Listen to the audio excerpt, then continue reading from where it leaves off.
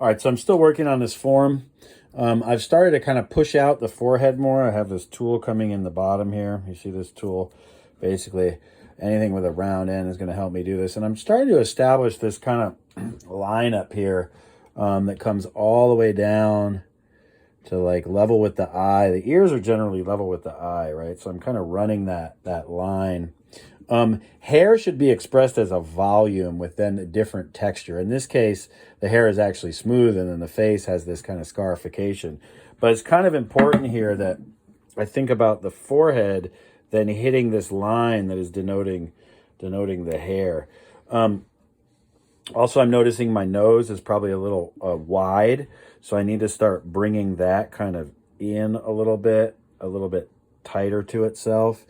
There's going to be a lot of work to kind of work on this septum, the skin here that's between the two nostrils. So I'm continuing to kind of feel my way around this. The pencil is actually one of my favorite tools. You know, that eye is like an almond shape, and it's deep in here, right? Deep in this corner, and then it kind of comes up and out, so I can use this pencil to swing around. And then it's also deep in here, and then it kind of comes up and around. So I can use that pencil to really go inward. You know, sometimes even poking through at part of the eye creates this really dark, deep area. Sometimes people will do that in the middle where the pupil is. And then there's this line that is the eyelid that's kind of coming down around this. So it's still a little wet for me to make it exactly how I want it. But the other thing is that upper line typically kind of is over this lower eyelid line. See how the upper line comes over it and this one is kind of under, right? So I can start this line below coming under, if you get what I'm saying.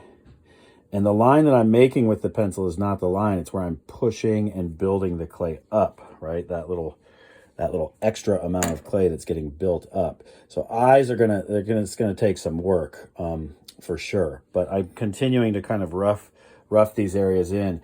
I also like to use the pencil, you know, in multiple areas. Now, the thing with these lips is there's a lot of volume in the middle and then they taper off on the side. So I want to start thinking about that. I'm working on the lips separate. So it's almost like I need to push the material towards the center here, especially for that bottom lip, and then have it kind of go away at the edges. So I'm almost taking this clay like away at the edges. And then I can, of course, cut them to be thinner. They're maybe sticking out a little bit, right? I can cut some off the back once I get it how I want it. But the other thing that's really nice about this pencil, it being a cone shape, is I can go in here and I can still use it to make both the lower lip round, right? It's not just a line that separates the lip, it's two round surfaces coming together. So trying to get that volume in that lower lip, primarily in the middle, and then make it come to that point where the two lips come together and feel round. And then it's gonna go away on these sides here.